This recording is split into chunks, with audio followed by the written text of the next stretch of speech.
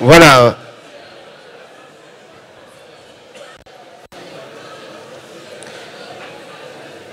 Monsieur le Premier ministre, Madame la Ministre, Monsieur le Président de la région Provence-Alpes-Côte d'Azur, député européen, Monsieur le Préfet de région, Mesdames et Messieurs les parlementaires, Mesdames et Messieurs les élus, Mesdames et Messieurs, bienvenue au lycée La Fourragère pour la présentation des mesures du plan climat de la région Provence-Alpes-Côte d'Azur et la remise du premier label Une COP d'avance au lycée éco-responsable La Fourragère.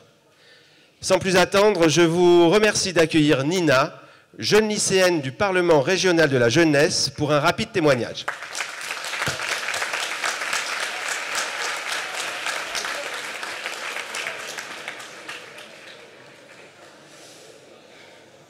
Monsieur le Premier ministre, Madame la Ministre, Monsieur le Président et député européen, Monsieur Renaud Muselier, Monsieur le Recteur, je vous remercie de me donner la parole.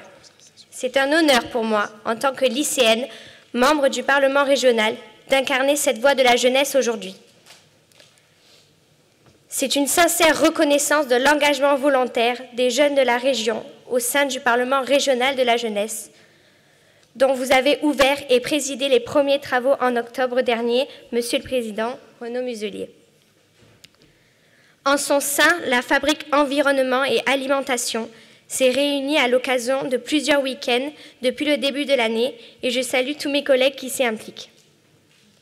Nous avons fait le choix de dédier notre mandat de jeune parlementaire régional aux questions environnementales et plus particulièrement aux enjeux d'une alimentation saine et durable dans nos établissements scolaires. En tant que parlementaires, nous souhaitons prendre nos responsabilités en contribuant à améliorer l'action de la région.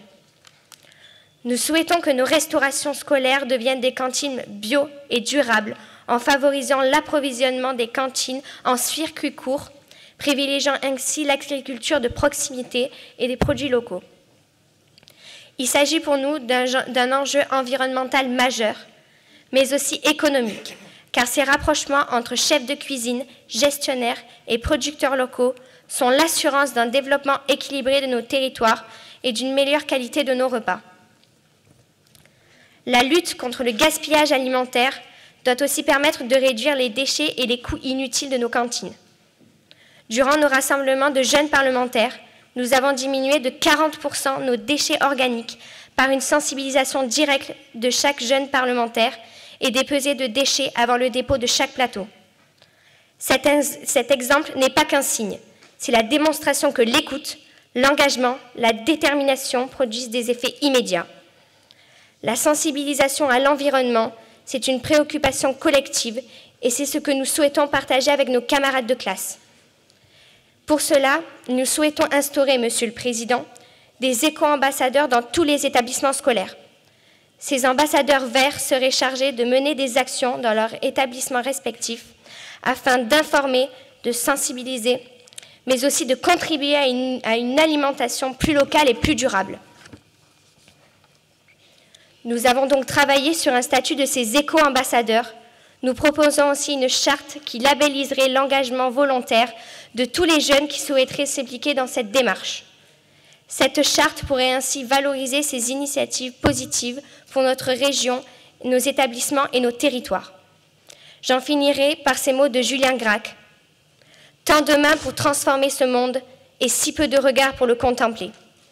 Eh bien nous, jeunes parlementaires régionaux, souhaitons pouvoir contempler encore longtemps nos beaux territoires et mettre nos mains à disposition pour y travailler avec toute l'envie de notre jeunesse. Merci.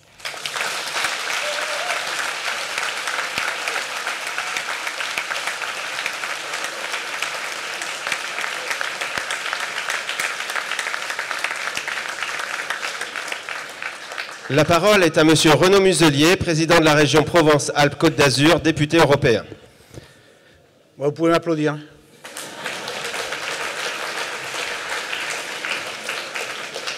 Merci à chacun et à chacune d'entre vous pour votre présence. Bien sûr, je tiens à saluer Monsieur le Premier ministre. Merci, mon cher Édouard, de ta venue ici à Marseille. C'est un grand honneur pour nous et je suis sûr que tu as apprécié le discours de Nina, parce que Nina, c'est pas si simple de parler devant autant de monde, hein. Donc bravo. Madame Porsson, vous êtes ici quelque part sur votre territoire, puisque vous êtes du Vaucluse, mais vous êtes surtout secrétaire d'État auprès du ministre de la Transition écologique, et c'est un honneur et un plaisir de vous accueillir.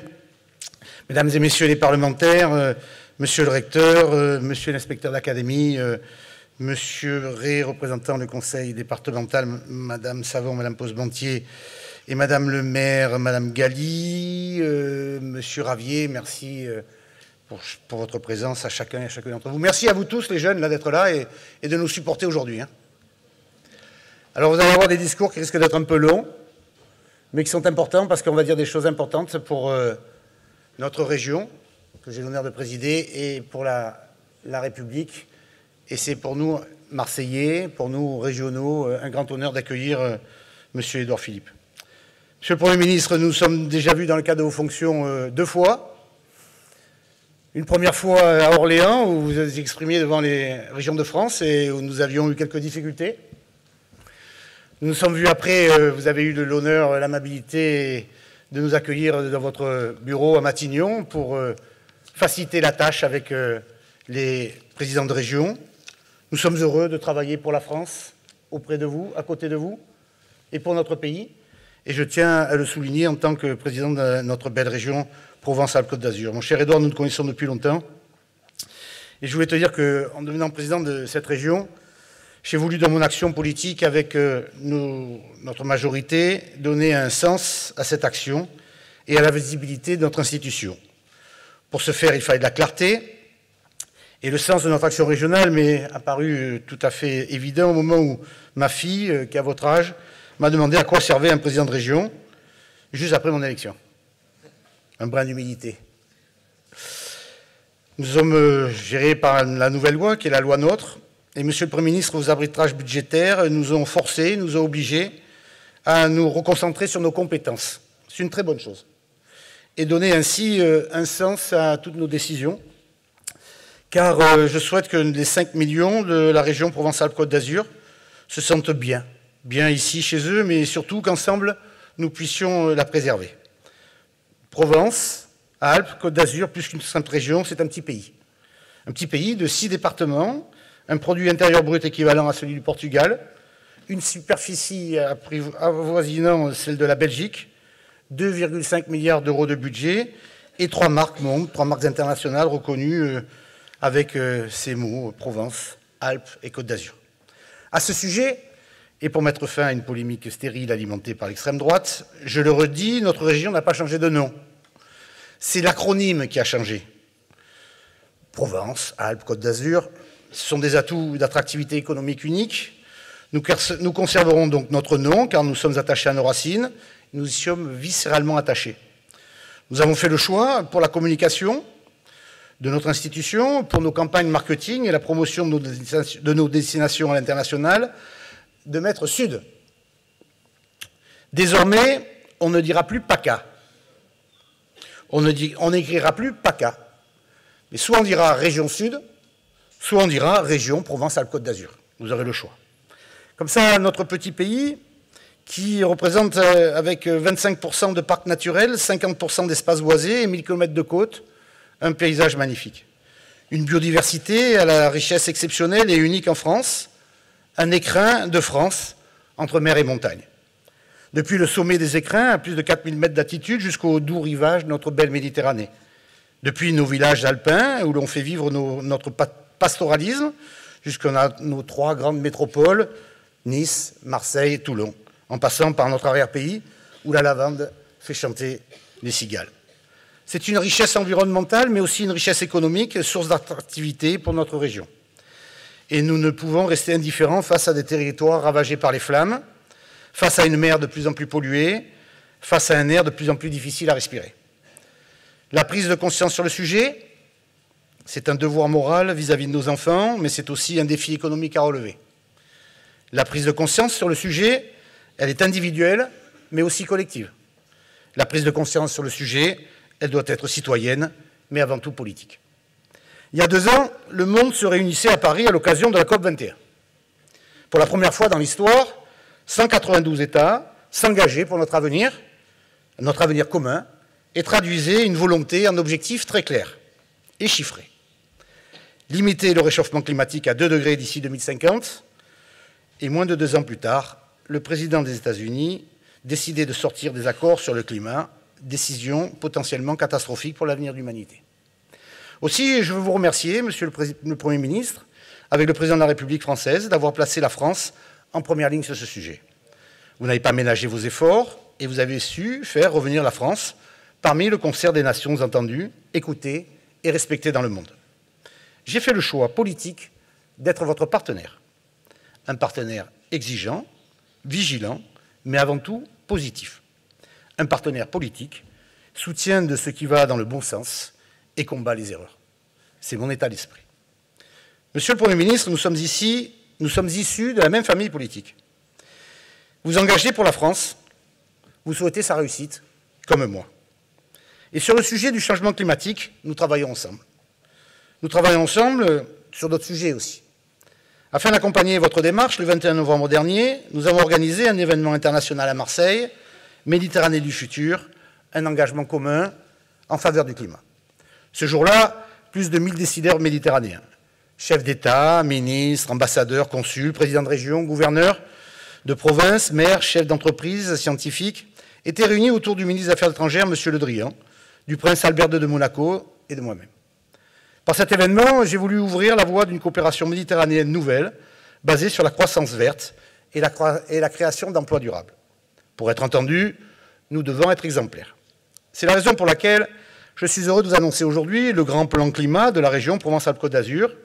Il nous permettra d'avoir une COP d'avance.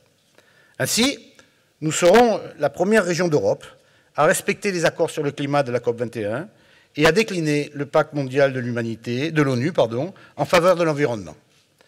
Plus de 20% de notre budget d'intervention, soit plus de 400 millions d'euros, en 2018, seront consacrés à ce plan.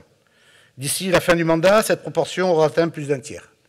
Ce plan, une COP d'avance, est articulé autour de 5 axes et se décline en 100 mesures concrètes.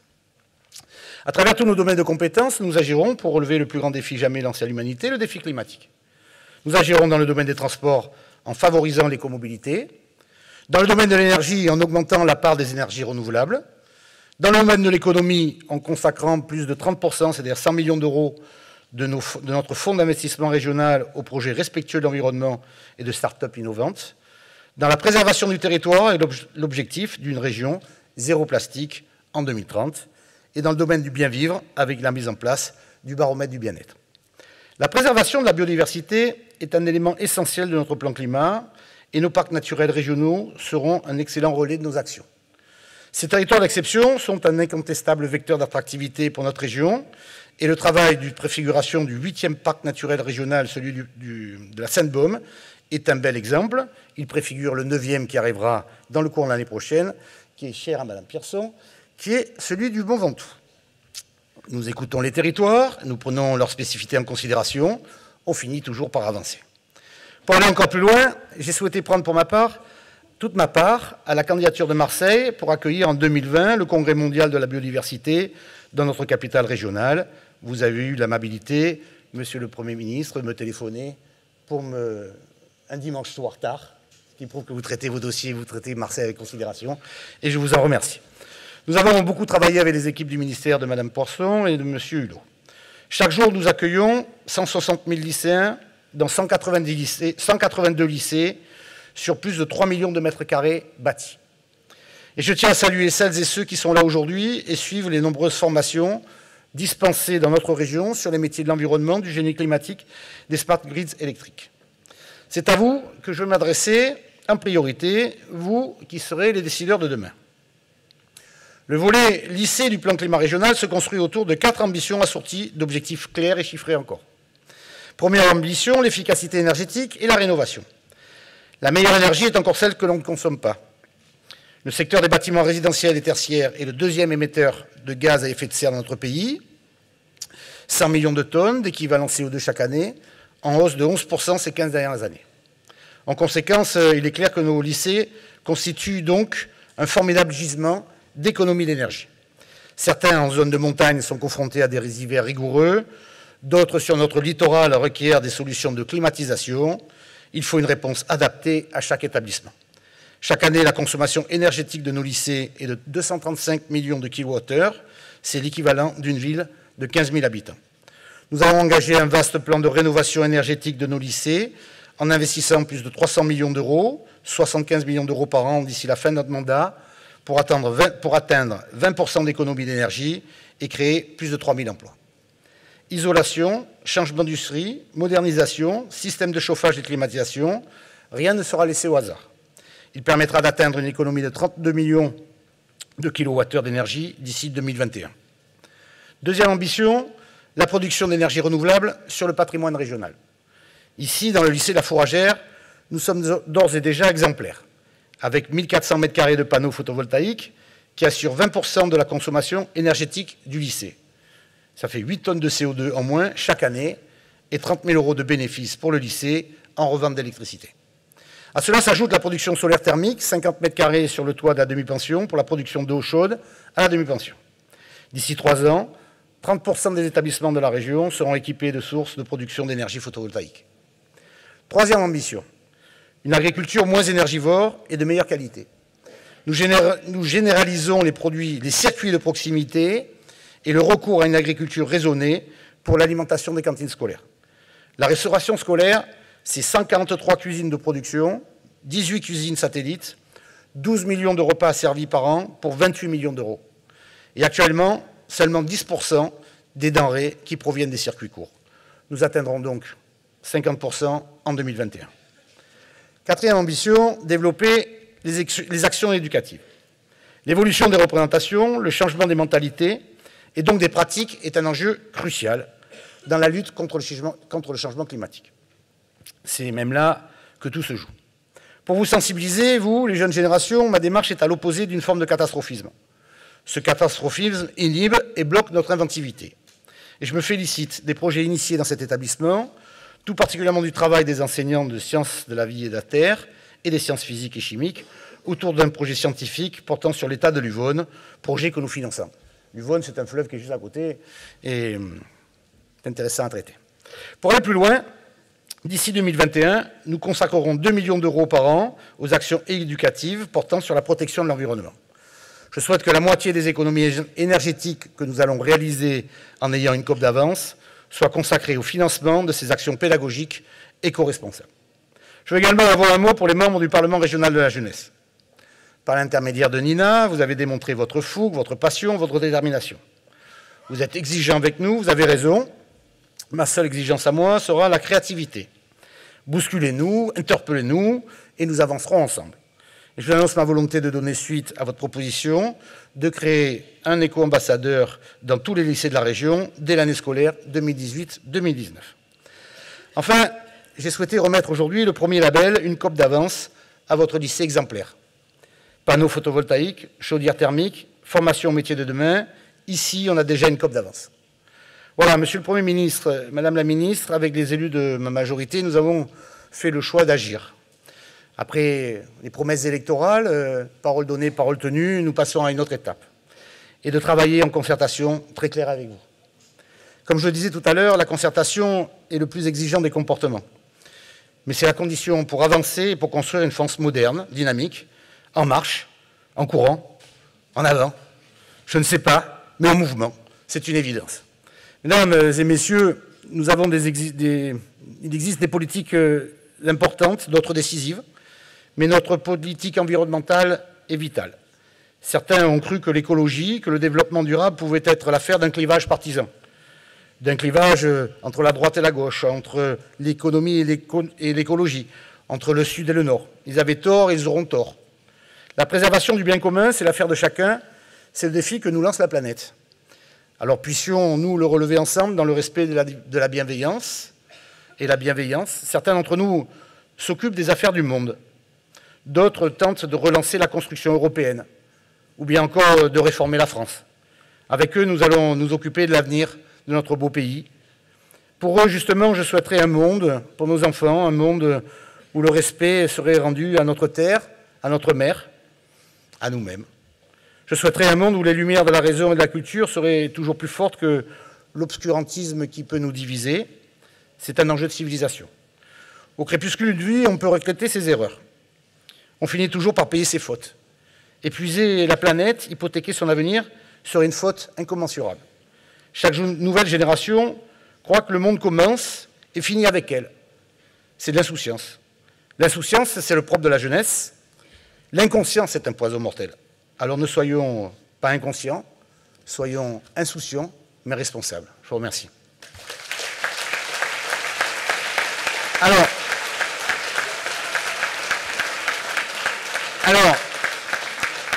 avant de céder la parole au Premier ministre, j'ai deux choses à vous proposer. La première, c'est de demander à la finaliste de The Voice, que j'ai attrapée tout à l'heure, de venir nous interpréter une chanson de son choix au Premier ministre. Comme ça, elle est tout à fait à l'aise. Hein.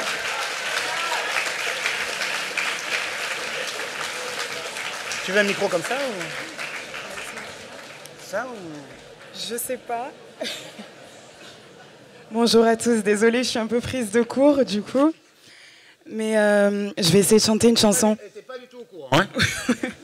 Je vais essayer de chanter une chanson qui est un peu représentative de ce pourquoi on est là aujourd'hui. C'est Imagine de John Lennon.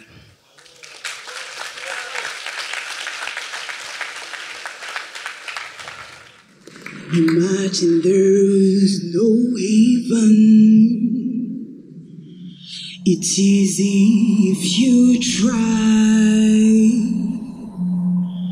No hell below us, above the sunny sky.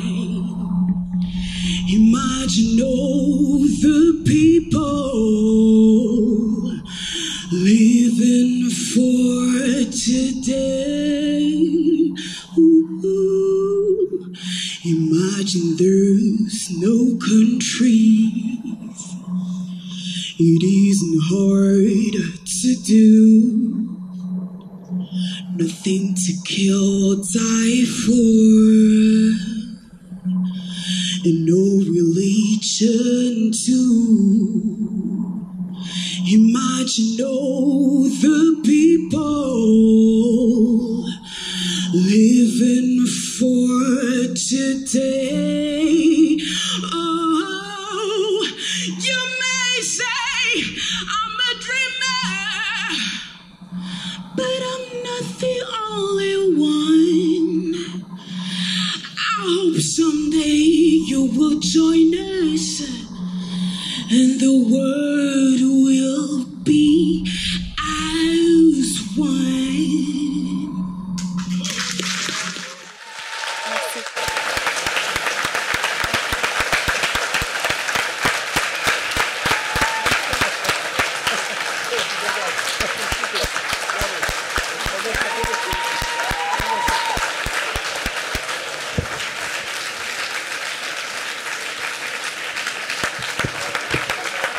Vous pouvez applaudir très fort.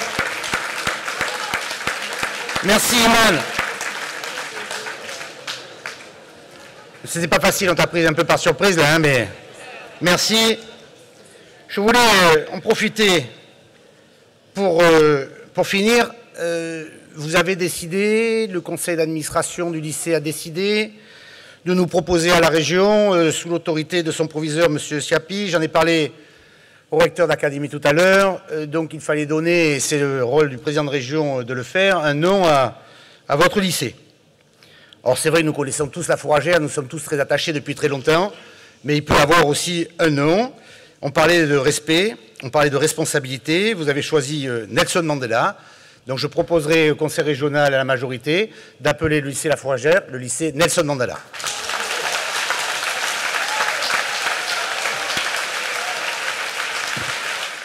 Monsieur le Président, cher Renaud, Madame la Ministre, Mesdames et Messieurs les parlementaires, Mesdames et Messieurs les élus, Mesdames et Messieurs, juste avant que je commence à m'exprimer, le Président Muselier m'a demandé à moi aussi de vous chanter une chanson.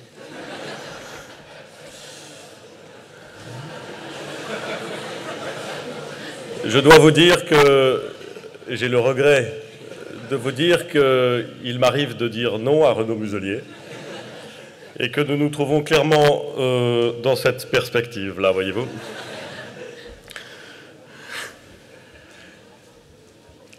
Vous avez choisi un superbe nom pour ce lycée. Un superbe nom.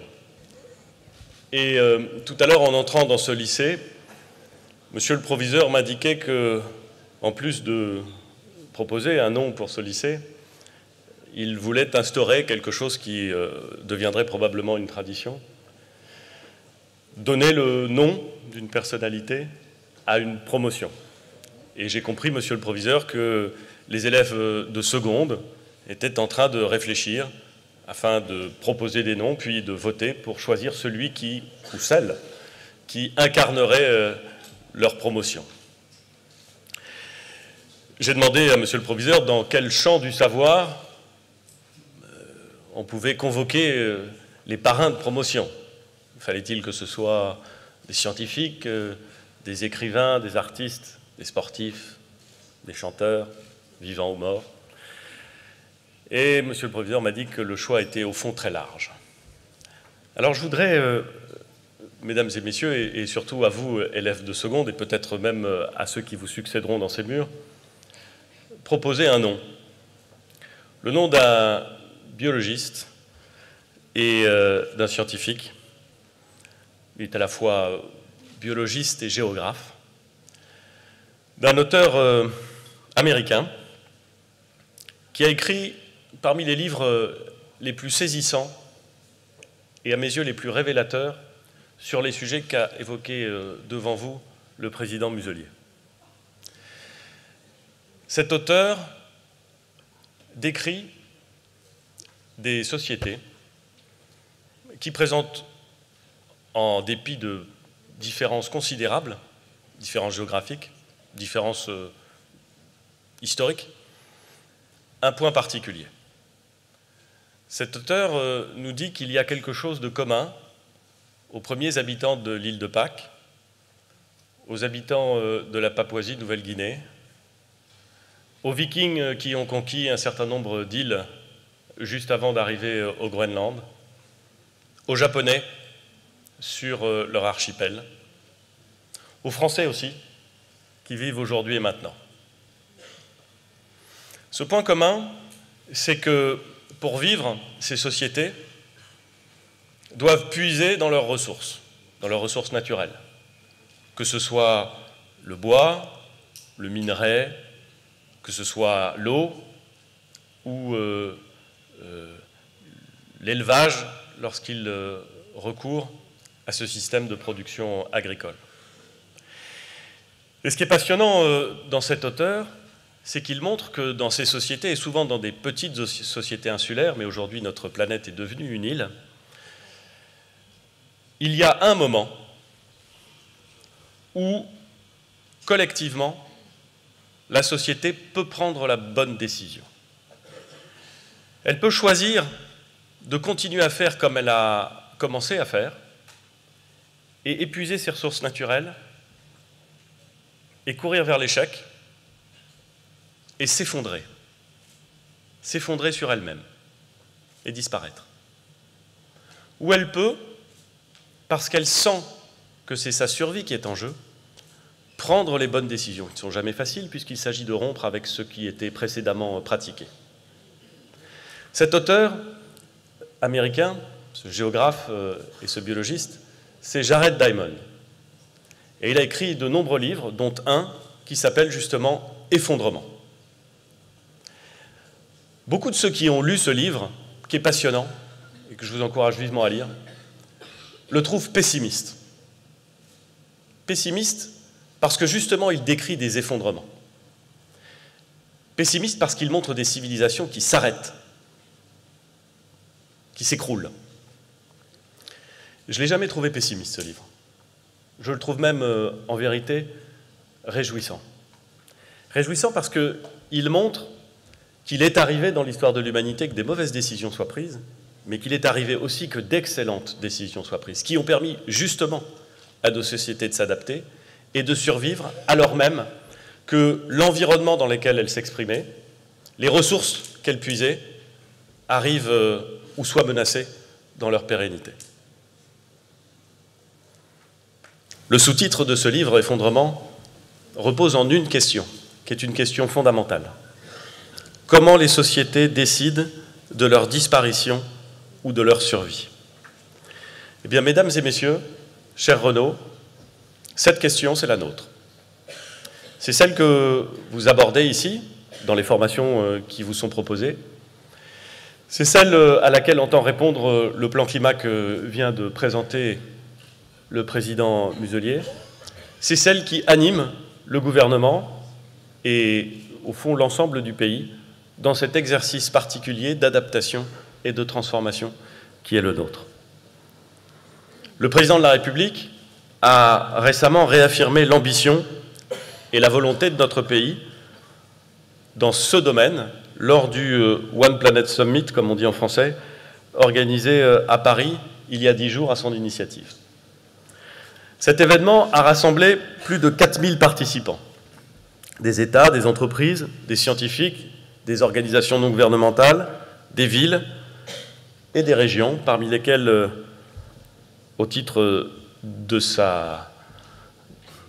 en qualité d'ancien gouverneur de la Californie, Arnold Schwarzenegger, qui représentait le R20, c'est-à-dire le réseau des régions engagées pour le climat. Et je me suis dit, en entendant la présentation que faisait le président Muselier, qu'il était au fond le Schwarzy de la Méditerranée.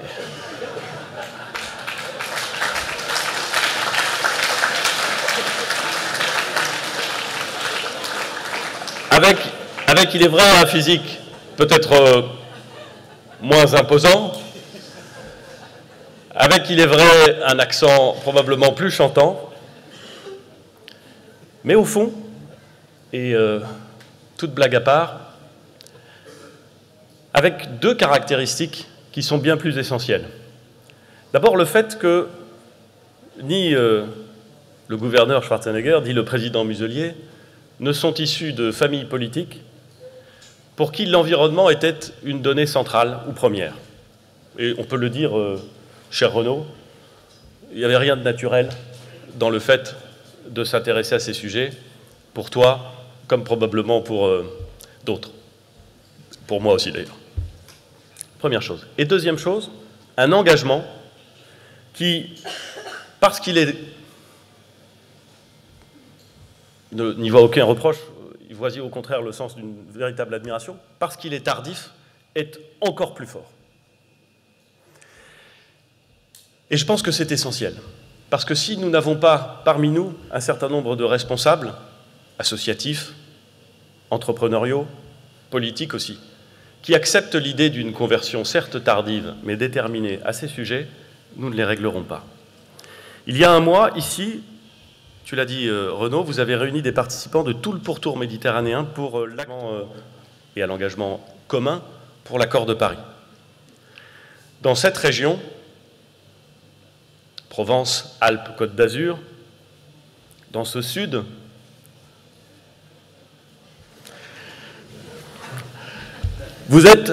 nous sommes tous concernés directement et urgemment par le sort de population et d'espace que le dérèglement climatique condamne soit à l'exil, soit à l'effondrement. Cette exigence de solidarité, vous l'avez intégrée dans votre plan climat régional et elle est évidemment, bien sûr, présente dans le plan climat national que nous portons. Le président de la République l'a annoncé la semaine dernière.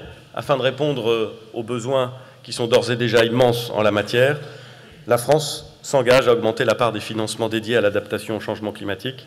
Notre objectif est d'atteindre 1,5 milliard d'euros à partir de 2020. En provoquant une compétition accrue pour les ressources, notamment les ressources en eau, le réchauffement climatique est à l'origine de tensions, de conflits, de migrations. Investir pour le climat, c'est donc investir pour la paix.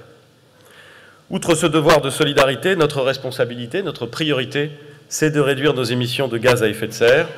C'est l'engagement ferme de mon gouvernement, concrétisé par le plan climat présenté le 6 juillet dernier par le ministre Nicolas Hulot, et qui doit nous engager sur la voie de la neutralité carbone à l'horizon 2050. 2050, c'est loin, mais pour changer totalement notre façon de produire et de vivre dans une société qui s'est habituée pendant longtemps aux énergies carbonées, il faut du temps. Il faut l'annoncer clairement, il faut donner une perspective visible, lisible, irréversible. Et c'est bien le sens du plan climat proposé par Nicolas Hulot. La mise en œuvre a commencé. Tous les chantiers ont été engagés. Certains sont même très avancés. Nous avions par exemple annoncé une loi visant à interdire tout nouveau permis d'exploration et de recherche de pétrole et de gaz sur le territoire national. Cette loi a été adoptée mardi dernier. C'est la première fois qu'un pays développé prend une telle décision pour son propre territoire. C'est indispensable pour être au rendez-vous de la transition que nous avons actée et en cohérence avec l'appel des scientifiques à laisser dans le sol le charbon, le pétrole et le gaz. Tout comme votre région, qui souhaite désormais consacrer 30% des financements de l'économie à des objectifs environnementaux, nous avons fléché vers la transition écologique une large part, 20 milliards d'euros, du grand plan d'investissement. Plus de la moitié sera consacrée à l'amélioration de l'efficacité énergétique des logements des ménages modestes et des bâtiments publics. Ça veut dire quoi? Ça veut dire qu'on va consacrer des sommes considérables pour faire en sorte qu'1 million de logements qui aujourd'hui sont des passoires thermiques ne le soient plus. Et Renaud Muselier a parfaitement raison, l'énergie qui coûte la moins chère à produire et qui pollue le moins, c'est celle qu'on n'a pas besoin de produire. Et pour ne pas avoir besoin de la produire, il faut transformer les logements déjà existants. Les nouveaux, ils sont plutôt bien pensés. Mais il faut transformer les logements existants pour essayer de faire en sorte, dans toute la mesure du possible, ce ne sera pas forcément possible partout, qu'ils ne soient plus des passoires thermiques et que donc on n'ait pas besoin de produire à gogo de l'énergie carbonée pour pouvoir les chauffer ou les rafraîchir. Nos ambitions se rejoignent aussi, cher Renaud, en ce qui concerne les énergies renouvelables. Nicolas Hulot a annoncé la semaine dernière le doublement du volume des appels d'offres solaires et vous avez vous-même inscrit dans votre plan climat l'objectif de multiplier par 2 le nombre de parcs photovoltaïques d'ici 2021. Je vois que le lycée, que tu me permettras d'appeler désormais le lycée Nelson Mandela, après tout prenons un peu d'avance, a justement lui aussi pris de l'avance en la matière avec ses panneaux photovoltaïques qui ont vocation à équiper 30% des lycées de la région d'ici 3 ans. Enfin, nous avons annoncé, et je le dis ici, que les 4 dernières centrales électriques à charbon seraient reconverties vers des solutions moins carbonées d'ici la fin du quinquennat. Je n'ignore pas une seconde les inquiétudes que cette décision suscite près d'ici, à Gardanne. Je les ignore d'autant moins que, avant d'être Premier ministre, j'ai été maire du Havre et qu'il se trouve qu'il y a également au Havre une centrale thermique qui produit l'électricité à partir de charbon et que sa fermeture, sa reconversion, suscite les mêmes inquiétudes pour les mêmes raisons.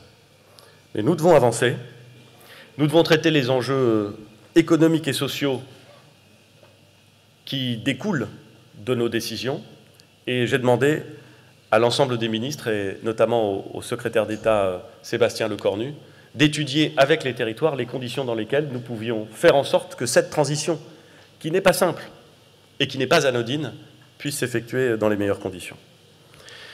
Je voudrais dire combien les territoires, les régions, les départements, les collectivités sont en première ligne en matière de changement climatique. En première ligne pour protéger leurs administrés des inondations ou des incendies, comme le rappelle le plan climat de la région. En première ligne pour agir concrètement pour réduire les émissions. Nous serons à vos côtés avec 3 milliards d'euros du grand plan d'investissement consacré à la rénovation thermique des bâtiments publics des collectivités territoriales. Nous voulons cibler les bâtiments scolaires qui représentent le principal poste de consommation. Ils n'ont pas tous été conçus comme ce lycée. Beaucoup ont été conçus à une autre époque où l'on ne comptait pas, ou en tout cas on ne faisait pas attention à cette dimension-là. Et il ne faut pas jeter l'opprobre sur ceux qui ont conçu les lycées à cette époque-là. C'était une autre époque, mais nous devons maintenant être dans la nôtre et les adapter.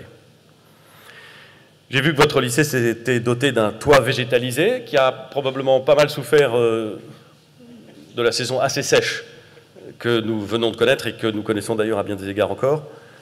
Ces toits végétalisés, ils illustrent le fait que les concepteurs de ce lycée ont parfaitement pris en compte le rôle essentiel de la biodiversité pour capter le carbone, mais également pour atténuer les impacts du dérèglement climatique. Votre région accueille par ailleurs un patrimoine naturel terrestre et marin d'une très grande richesse. J'ai le plaisir, cher Renaud et chers amis, de vous annoncer aujourd'hui la création officielle du parc naturel régional de la Sainte-Baume, puisque je crois que le décret a été publié ce matin au journal officiel.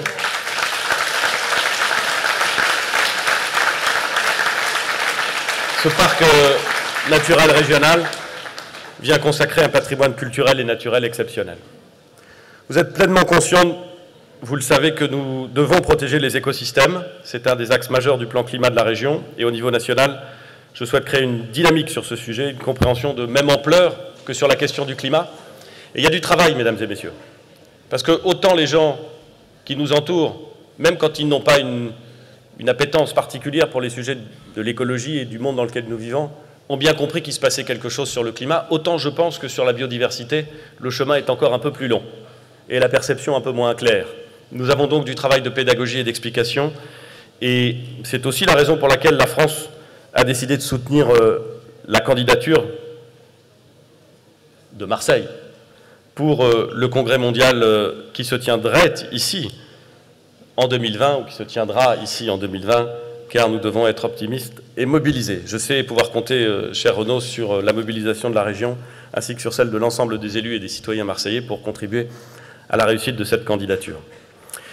Mesdames et messieurs, je voudrais encore vous dire peu de choses, mais elles sont importantes. La première, c'est que la transition écologique, c'est le défi de notre génération. Quels que soient nos âges ici, nous sommes une génération, et c'est notre défi. Et si nous le relevons, d'autres générations viendront après nous et auront les chances de relever leurs défis. Mais soyons clairs, si nous échouons, les générations qui viendront après n'auront plus le choix. Elles n'auront plus la capacité de maîtriser leur destin. C'est un combat qui se livre maintenant et qui se gagne maintenant. Nous devrons le livrer ensemble, nous devrons le penser ensemble.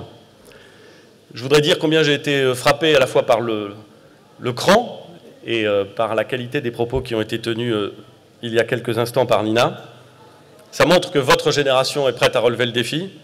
Ça montre qu'elle n'a pas froid aux yeux. Dans un autre registre, vous nous avez, mademoiselle, régalé par ce chant. Et je voudrais vous en remercier.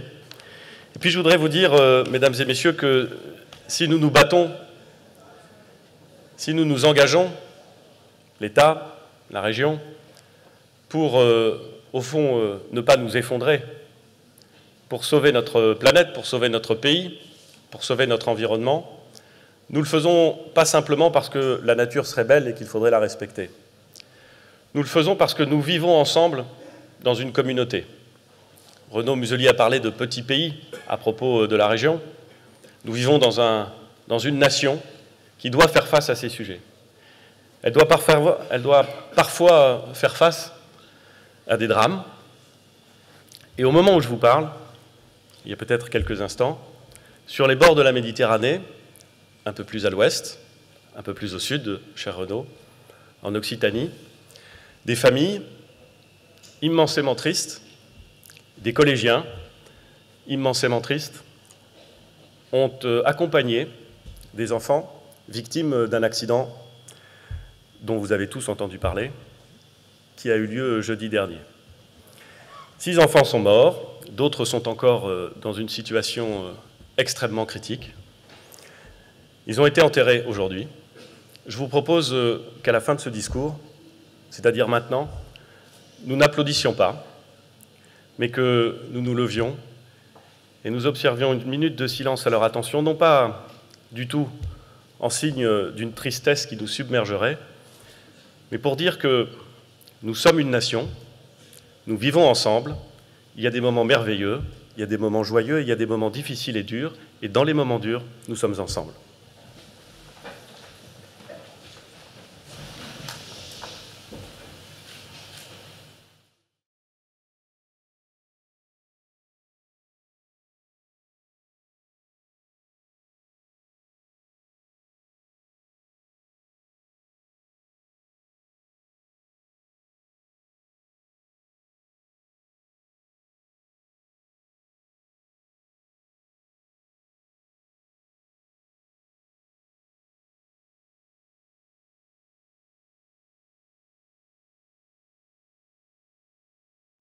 Madame la ministre, voulez-vous mettre à côté d'eux?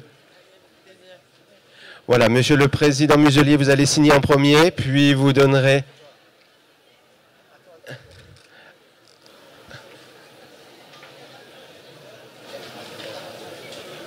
C'était pas ce qui était prévu, mais non.